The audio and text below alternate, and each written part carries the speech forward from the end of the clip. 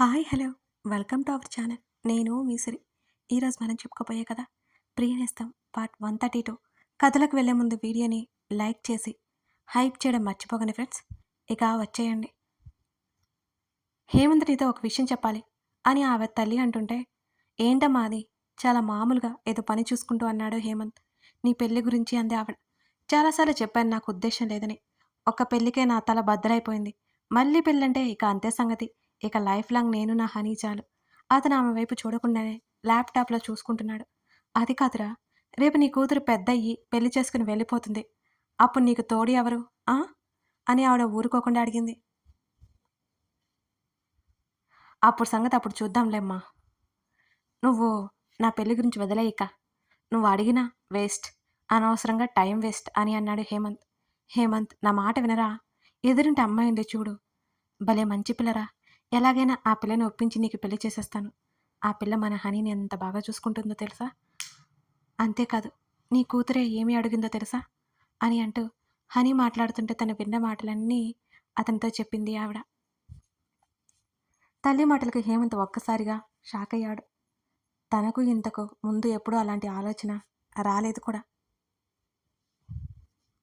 అమ్మా, పిచ్చి పిచ్చిగా మాట్లాడుకు. ఆ అమ్మాయిని నేను పెళ్లి చేసుకోవడం ఏంటి? అది రెండో పెళ్లి. నువ్వు ఆ విషయం వదిలేయక అని సీరియస్గా చెప్పి గదిలోకి వెళ్ళిపోయాడు హేమంత్ అక్కడి నుంచి. హనీ ఇలారా, ఆవిడ పిలిచింది. ఏంటి నానమ్మా అంది హనీ. నీకు మల్లిక ఆంటీ అంటే ఇష్టమా అని ఆవిడ అడిగింది. చాలా అంటూ చేతులు బార్లా చాపింది హనీ. మల్లిక ఆంటీ మమ్మీ అయితే నీకు ఇష్టమా?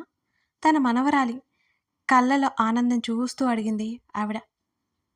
తన నానమ్మని అడిగేసరికి బిక్కమొహం వేసింది హని. ఆ విషయం మీద తన తండ్రి తనని మందలించాడు కూడా. ఇప్పుడు తన నానమ్మ కూడా అదే చేస్తుందా అనేది హనీ భయం. చెప్పు హనీ, నేను ఏమి అనను అంది ఆవిడ.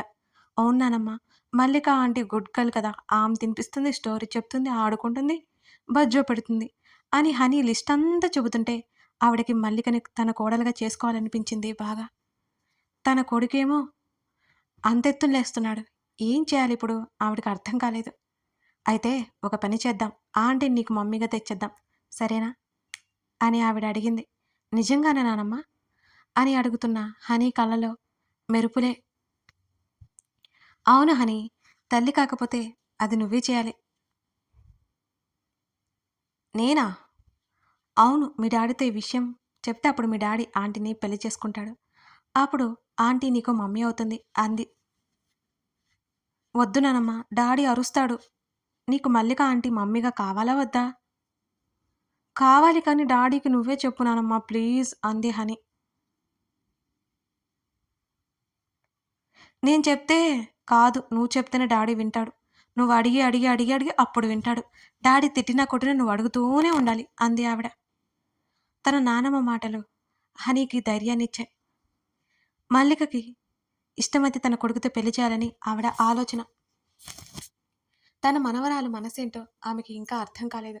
ఆమె పుట్టించిన ఆలోచన హనీ మనసులో అంతే బలంగా నాటుకుపోతుందని ఆమెకు తెలియలేదు ఆ క్షణం. మల్లికకి ఇదివరకే పెళ్ళైందని కొందరు రిజెక్ట్ చేస్తున్నారు. అంతేకాకుండా కట్నం కోసం పెళ్లి చేసుకుంటామని మరికొందరు ఉన్నారు. అవి అర్జున్కి తెలుస్తూనే ఉంది. వాళ్ళని ఆమెకు దరిదాపుల్లో కూడా రానివ్వలేదు అర్జున్ అసలు. అతనికి స్వచ్ఛమైన మనిషి కావాలి. ఆల్రెడీ పెళ్లి జరిగి భార్య పోయినా ఏం పర్వాలేదు. ఉన్నారు, ఎలాంటి వ్యక్తి అయినా మల్లికని ప్రేమగా జాగ్రత్తగా చూసుకునే వ్యక్తి మాత్రమే కావాలి. మల్లిక జీవితం పచ్చగా మెరిసిపోవాలని అతని ఆలోచన. అందుకే వచ్చిన సంబంధాలన్నీ ముందు అతను చెక్ చేస్తున్నాడు.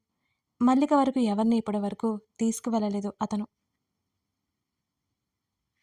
ఇప్పుడిప్పుడే జీవితం మీద ఆశ కలుగుతున్న ఆమె పదే పదే రిజెక్షన్లు అంటే చాలా కష్టంగా ఉంటుందని.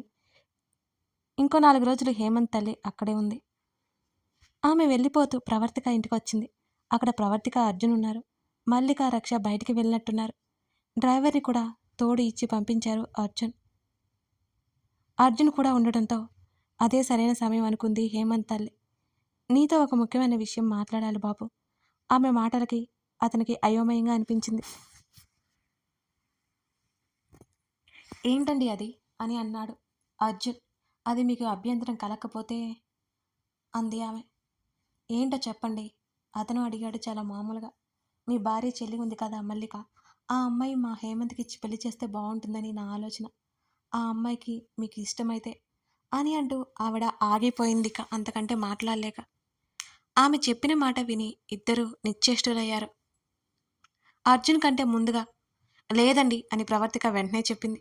అలా ప్రవర్తిక సడన్‌గా చెప్పడంతో ఆవిడ ముఖం చిన్నబుచ్చుకుంది. దయచేసి తప్పుగా అనుకోవద్దు. ఇది పెళ్లి చేసుకుని సంతోషంగా ఉండాలి అనుకుంటాం. అప్పుడే ఒక బాధ్యతను నెత్తి మీద పెట్టాలి అనుకోం కదా! మల్లిక మీ కూతురు స్థానంలో ఉంటే ఆల్రెడీ పెళ్లి జరిగి పాప ఉన్న అతనికి మీ కూతుర్నిస్తారా? ప్రవర్తిక సూటిగా చూసింది. ఆవిడ సమాధానం చెప్పలేనట్టు చాలా మౌనంగా ఉండిపోయింది. నా మాటలు మీకు కఠినంగా ఉండొచ్చండి. కానీ ఇదే నిజం. దయచేసి ఇలాంటి ప్రస్తావన దాని ముందు తీసుకురాకండి అని ప్రవర్తిక దండం పెట్టింది ఆవిడకి. క్షమించమ్మా. నా కొడుకు, నా మనవరాలు సంతోషం కోసం ఇలా ఆలోచించాను. అంతేకాని మీ అమ్మాయిని తక్కువ చేయాలని కాదు తల్లి. ఆ అమ్మాయి నెమ్మదితనం, ఆలోచన తీరు, ఆమె నడవడిక అన్నీ నచ్చడంతోనే మీ ముందుకు వచ్చాను. అలాంటి అమ్మాయిని ఎవరైనా కోడలుగా కోరుకుంటారు కదా! నేను కూడా అంతేనమ్మా. ఆవిడ సోఫా నుంచి పైకి లేచింది. ప్రవర్తిక మాట్లాడలేదు. ఆవిడ అక్కడి నుంచి వెళ్ళిపోయింది. భార్య భుజం చుట్టూ చెయ్యేసి తట్టాడు అర్జున్. నా వల్ల వాళ్ళకిలాంటి ఆలోచన వచ్చిందండి. పాపం. పసిపిల్లని నాతో పాటు మల్లికని కూడా ఆ ఇంటికి తీసుకెళ్ళాను. అప్పటికి మీరొకసారి చెప్పారు వద్దు అని. కానీ నేనే వినలేదు. అర్జున్ మాటలకి గుర్తు చేసుకుంటూ అంది ప్రవర్తిక. మొన్నొకసారి హేమంత్ ఇంటికి వెళ్ళి మల్లికని భోజనం ఇచ్చి రమ్మండం. అర్జున్ విన్నాడు. తనకలాంటి పనులు చెప్పొద్దని తనతో చెప్పాడు. తను ఎలాగో మల్లిక కూడా అంతే కదా అన్నట్టు తను ప్రవర్తించింది ప్రవర్తిక. అలాంటిదేమీ లేదు. ఎదురుగా మల్లిక కనిపించడంతో వాళ్ళకలా అనిపించి ఉంటుంది. ఎవరికైనా అది కామన్ కదా! లైట్ తీసుకో అని అన్నాడు అర్జున్. సరే. మల్లిక ఇక లేదు కాబట్టి సరిపోయింది. లేకపోతే అదెంత బాధపడుతుంది? ప్రవర్తిక చెప్పింది. సరే సరే. ఆల్రెడీ చెప్పేశావు కదా వాళ్ళకి. ఇక వదిలేయ్. ఆమె భుజం చుట్టూ చెయ్యేసి మరోసారి తట్టాడు అర్జున్. అర్జున్ పనుందంటూ బయటికి వెళ్ళిపోయాడు. ప్రవర్తిక ఆలోచిస్తూ కూర్చుంది. అయినా అంత సులువుగా మల్లికని ఎలా అడిగారు? దానికి రెండే పెళ్లి అని తెలిస్తే వాళ్ళిక విలువ ఇవ్వరేమో అనిపించింది ప్రవర్తికకి. కాసేపటికి రక్షతో పాటు మల్లిక లోపలికొచ్చింది. పిన్ని, హనీకి ఐస్ క్రీమ్ ఇద్దాంరా అంటూ మల్లిక చేతిని పట్టుకుని హడావుడి చేసింది రక్ష. ఆ మాటలు వింటున్న ప్రవర్తిక వెంటనే పైకి లేచింది. రక్ష, ప్రవర్తిక గొంతు ఎందుకంత సీరియస్గా ఉందో అర్థం కాక బిక్కమొహం వేసుకుంది రక్ష. ఏమైందక్క? మల్లిక కూడా ఉలిక్కిపడి చూసింది. మీ ఫ్రెండ్కి ఐస్ క్రీమ్ ఇవ్వాలనుకుంటే నువ్వు వెళ్ళి ఇవ్వు. అంతే. పిన్నేమైనా చిన్నపిల్ల అనుకుంటున్నావా? ఇంకోసారి పిన్ని దగ్గర గొడవ చేశావంటే ఊరుకొని చెప్తున్నా. నాతో ఎలా ఉన్నావో పిన్నితో కూడా అలాగే ఉండాలి. ప్రవర్తిక సీరియస్గా వార్నింగ్ ఇస్తుంటే రక్షకి అర్థం కాలేదు అసలు ఎందుకో. అక్క, ఏమైంది? ఎందుకలా అంటున్నావు? రక్ష నన్నేమి ఇబ్బంది పెట్టడం లేదు అని అంటూ ఏడు మొహం పెట్టుకున్న రక్షణ దగ్గరికి తీసుకుంది మల్లిక. రక్ష, ఇప్పటి వరకు ఆడుకునే కదా వచ్చావు. వెళ్ళి హోంవర్క్ చేయి. ప్రవర్తిక సీరియస్గా చెప్పడంతో రక్ష మాట్లాడకుండా వెళ్ళిపోయింది. అక్క, ఏమైంది? నువ్వు పదే పదే ఎదురింటికి వెళ్ళక మళ్ళీ. ప్రవర్తిక చెప్పగానే మల్లిక ఆశ్చర్యంగా చూసింది. ఎందుకక్క? వద్దు. హనీ ఆడుకోవాలంటే మన ఇంటికి వస్తుంది. నువ్వైతే వెళ్ళకు. అంతే అని చెప్పి అక్కడి నుంచి వెళ్ళిపోయింది ప్రవర్తిక. హనీ మాటలు ప్రవర్తిక విన్నదా అని అనుమానం కలిగింది మల్లికకి. ఆ ఆలోచనకి అదిరిపోయింది. ప్రవర్తిక చెప్పిందంటే తన మంచి కోసమే కదా. తల్లి వెళ్ళిపోయే ముందు ఎందుకు డల్గా ఉందో అర్థం కాలేదు హేమంత్కి. హనీని వదిలి అలా ఉందేమో అని అతను అనుకున్నాడు. హనీని తనతో పంపించమని ఆమె అడిగిన అతను హనీ లేకుండా ఉండలేనని సున్నితంగా చెప్పాడు తల్లితో. ఎప్పట్లా ఆ రోజు కూడా హనీ ఆడుకోవడానికి వచ్చింది. హనీ పట్ల ప్రవర్తనలో ఎటువంటి మార్పు లేదు. ఎప్పట్లాగే హనీని చూసింది. ఆమె నాయనమ్మ మాట్లాడిన మాటలకి తెలిసి తెలియని ఆ పాప మీద ఆ ఇష్టం చూపించడం ప్రవర్తికకి ఇష్టం లేదు. అది మల్లిక కూడా గమనించింది. ఆంటీ, మా ఇంటికి వెళ్దాంరా అంటూ సాయంత్రం హనీ అడుగుతుంటే రక్ష కూడా వెళ్ళడానికి సిద్ధమైపోయింది. ప్రవర్తిక మాటలు గుర్తొచ్చి మల్లికకి ఏం చెప్పాలో అర్థం కాలేదు. ఒకవైపు హనీ రమ్మని గొడవ చేస్తుంది. హనీ, అరవకు. నేను రాను. నువ్వింటికి వెళ్ళు. ఎప్పుడూ నేనింత సీరియస్గా చెప్పింది మల్లిక. హనీ ఏడుపు మొహం పెట్టుకుంది. మల్లిక సీరియస్ అవ్వగానే రక్ష కూడా ముఖాన్ని నల్లగా పెట్టుకుంది. హనీ ఏడుపు మొహంతోనే అక్కడి నుంచి ఎదురింటికి పరిగెత్తింది. రక్ష పాప, మల్లిక పిలుస్తుంటేనే రక్ష ముఖం పక్కకు తిప్పుకుంది. ఏమైంది మా రక్ష పాపకి? ఎందుకలిగింది? రక్షని బుజ్జగిస్తూ అడుగుతోంది మల్లిక. నువ్వు ఆడుకోవడానికి హనీ వాళ్ళ ఇంటికి రాలేదు కదా? రక్ష అలిగినట్టు చెప్పింది మల్లికతో. అంటే ఇప్పుడు చీకటి పడింది కదా అందుకు అని అంది మల్లిక. పిన్ని లైస్ చెప్తుంది. కాదు బంగారం, నాకు చీకటి అంటే భయం బంగారం అందుకు అంది. రక్ష కళ్ళు పెద్ద చేసి నిజమా అన్నట్టు చూసింది. అవును అన్నట్టు అమాయకంగా తల ఊపింది మల్లిక. పిన్ని షేమ్ షేమ్ షేమ్ అని నవ్వింది. మల్లిక కూడా నవ్వుకుంటూ అంతే ముఖం పెట్టింది. నేనున్నాను కదా పిన్ని, భయపడకు అంటూ చిట్టి చిట్టి చేతులతో మల్లిక చెంపల మీద చెయ్యేసి చెప్పింది రక్ష. రక్షని హత్తుకుని అలాగే ఉండిపోయింది మల్లిక. తనకు కూడా పెళ్ళి, ఆ తర్వాత పిల్లలు. అర్జున్ బావా అన్నట్టు తనకు కూడా అందమైన జీవితం గడిపే హక్కు ఉంది. మల్లిక మనసులో ఆశలు మొలకెత్తాయి. తల్లి వెళ్ళి దగ్గర నుంచి మల్లిక గురించి ఆలోచనలు కలుగుతున్నాయి హేమంత్కి. ఆమె పదే పదే గుర్తొస్తుంది. ఆ అమ్మాయి అమాయకత్వం, అంతలోన ఆత్మాభిమానం, ఆలోచించే తీరు, తన కూతుర్ని చూసుకునే విధానం అవన్నీ అతనికి గుర్తుకొస్తున్నాయి.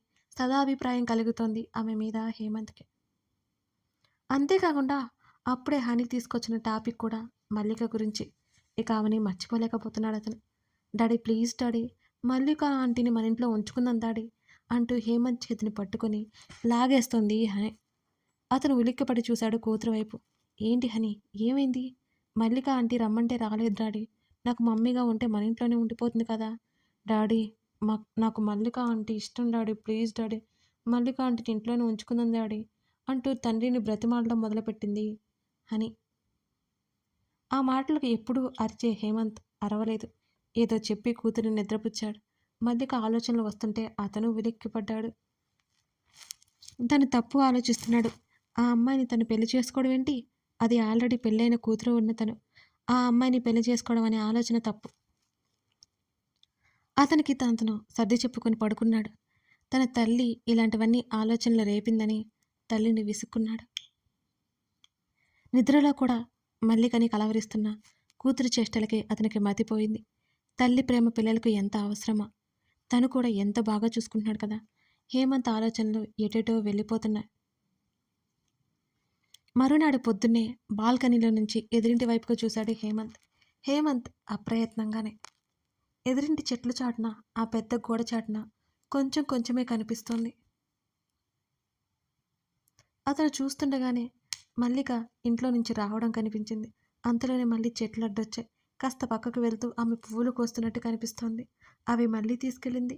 మళ్ళీ కాసేపటికి బయటకొచ్చింది మల్లిక. ఆమె పెట్టుకున్న బొట్టిని చూస్తుంటే పూజ చేసిందని అతనికి అర్థమైంది. మల్లికని చూస్తున్నాడు. నులివెచ్చని సూర్యరశ్మిలో జుత్తార పెట్టుకుంటోంది. ఆ రోజు అతనికి ఆమె కొత్తగా కనబడుతున్నట్టుంది. అతను ఏం ఆలోచిస్తున్నాడో అర్థమై ఉలిక్కిపడి తల విదిలించుకున్నాడు హేమంత్. మళ్ళీ ఆమె వైపు చూడకుండా ఉండలేకపోయాడు. రక్ష రావడం, రక్షని ఎత్తుకొని ముద్దు చేయడం, అక్కడే ఆడించడం అన్నీ చూస్తున్నాడు. తల్లి కాకపోయినా అమ్మతనం కొందరిలో, ఆడవాళ్ళలో స్పష్టంగా కనిపిస్తుంది. మల్లిక కూడా అదే కోవకి చెందినది హేమంత్కి అర్థమైంది. వాళ్ళ ఇంట్లో వెళ్ళే వరకు అలాగే తెలియకుండా చూస్తూనే ఉన్నాడు. అర్జున్, ప్రణయ్ కారులో వెళ్తున్నారు. సిగ్నల్ పడ్డంతో కారు ఆగింది. ఒక ఆవిడ ఒక చిన్న బాబుని చంకన వేసుకుని భిక్ష ఎత్తుతోంది. అర్జున్ కారు విండో దించి ఆమె వైపు చూశాడు. సార్ అంటూ ఆమె చాపిన చేయి చూసి అతని పాకెట్లో నుంచి డబ్బు తీయబోయి కూడా చివరి క్షణంలో ఆగిపోయాడు. బాబు వయసెంత? అర్జున్ అడిగాడు. ఆమె తడబడింది. అది అది సంవత్సరం సార్ అని వెంటనే చెప్పింది.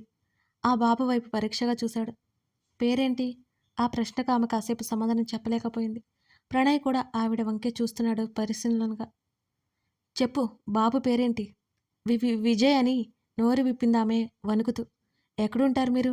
అతను మళ్ళీ అడుగుతుంటే ఆమె హడావుడిగా అక్కడి నుంచి కారు దాటుకొని వెళ్ళిపోతుంటే, ప్రణయ్ 30 సెకండ్స్లో గ్రీన్ సిగ్నల్ పడుతుంది, అలా ముందుకు తీసుకెళ్ళి సైడ్ చేయి అని అంటూ గబుక్కున డ్రైవింగ్ సీట్లో నుంచి బయటకు దిగాడు అర్జున్.